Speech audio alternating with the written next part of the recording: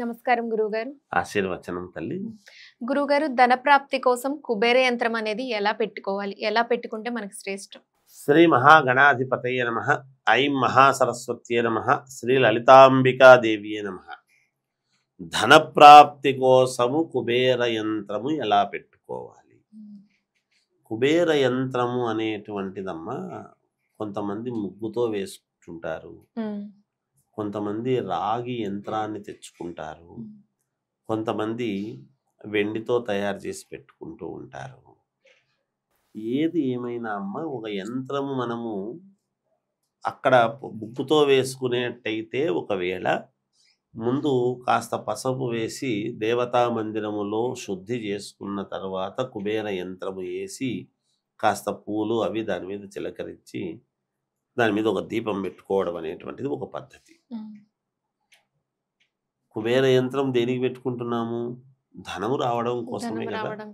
కుబేరుని అష్టోత్తరం చదవడం చేయటము ఇవన్నీ కూడా ఉంటాయి. ఒకవేళ రాగిది కానీ వెండిది కానీ మేము పెట్టుకుంటున్నాము దేవతా మందిరంలో కుబేరుడి యొక్క యంత్రము అనేటువంటిది ఉన్నప్పుడు ఒక ప్లేట్ తీసుకొని ఆ ప్లేట్లో కాస్త బియ్యం లాంటివి ధాన్యం ఏదైనా పోసి ఆ ధాన్యములో మామూలుగా ఈ కుబేర యంత్రాన్ని పెట్టుకోవడం జరుగుతుంది. అలా పెట్టుకోవచ్చును. ఎందుకు ఊరికే పెడితే లాభం లేదు. తీసుకుపోయి ధాన్యలక్ష్మి, అష్టలక్ష్ములలో ఐశ్వర్యలక్ష్మి, సంతానలక్ష్మి, విజయలక్ష్మి, ఆదిలక్ష్మి, గజలక్ష్మి ఇవన్నీ మనం చెప్పుకుంటున్నాము కదా. అలాగే ధనలక్ష్మి, ఇది ఐశ్వర్యలక్ష్మి. ఇవి కుబేరుడు అనుకూలించాలి అనుకున్నప్పుడు ధనము కోసమే కదా చేస్తూ ఉండేది. ధనలక్ష్మి కోసం మనం ఎప్పుడైతే ఆరాటపడుతూ చేస్తూ ఉన్నామో మనకు కావాలి అని ఒక ధాన్యము పోసి ధాన్యములో మనం ఆ యంత్రాన్ని పెట్టుకొని ఆ యంత్రము మీద మనము కుంకుమార్చన చేసుకోవడం, లక్ష్మీ అర్చన, లక్ష్మీ అష్టోత్తరం చేసుకోవటం అనేటువంటిది అవసరము.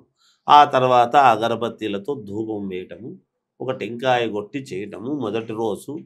చివరి రోజుల వరకు లాస్ట్ రోజు మామూలుగా కుంకుమార్చన చేసుకుంటే చాలు. ఆ కుంకుమే మళ్ళీ మనము కాస్త తిలక ధారణ మనం నుదుటిన పెట్టుకోవడం అనేది జరగాలి. అది పెట్టుకొని వెళ్తూ ఉన్నప్పుడు ఆకర్షణ మనము చేసుకుంటే ఎంత చిత్తశుద్ధిగా పవిత్రముగా మామూలుగా మనం చేసుకునేటువంటి చోటు అలికి శుభ్రం చేసుకున్నాము అంటే తప్పకుండా అమ్మవారు అనుగ్రహిస్తుంది, ఖచ్చితముగా అనుగ్రహిస్తుంది. ఏదో 10 అంతస్తులు ఉండేటువంటి వాళ్ళను మాత్రమే అమ్మవారు అనుగ్రహిస్తుంది, పూరి గుడిసెల్లో ఉండేటువంటి వాళ్ళను అమ్మవారు అనుగ్రహించదు అనేటువంటిది లేదు.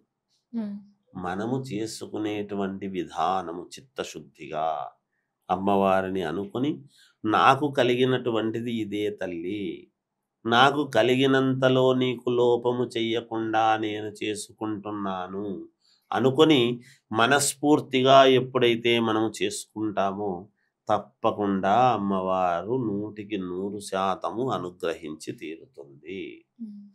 అది ఆ విధముగా కుబేర యంత్రం అనేటువంటిది కొంతమంది పెట్టుకుంటూ ఉంటారు. ఇంకా కొంతమంది కాస్త ఒక ప్లేట్ తీసుకొని దాంట్లో నీళ్లు పోసి నీళ్ళల్లో కుబేర యంత్రం పెడుతూ ఉంటారు. ఎందుకు నీళ్ళల్లో ఎందుకు పెడతాము అంటే జలముకు మనల్ని శుద్ధి చేసేటువంటి తత్వం ఉంటుంది. ఇప్పుడు వాస్తురీత్యా కొంతమంది ఇళ్లల్లో హాల్లో కొంచెం నీళ్లు పోసి ఒక దాంట్లో పెడుతూ ఉంటారు. ఎందుకు అంటే వాస్తు దోషాలను పోగొట్టగలిగినటువంటి శక్తి నీటికి ఉన్నది ఖచ్చితముగా. అందుకని నీరు ప్రాణాధారమైనటువంటిది. మనము ప్రాణాన్ని నిలబెట్టుకుంటున్నాము సర్వ మానవాళి అంటే నీళ్లు లేకపోతే ఏమి నిలబెట్టుకోగలుగుతాం? నీళ్లు లేకపోతే మనకు శుద్ధి ఎక్కడ? నీళ్ళే లేవనుకోండి, మనం వారం రోజులు స్నానం చేయకపోతే మన పరిస్థితి ఏమిటి?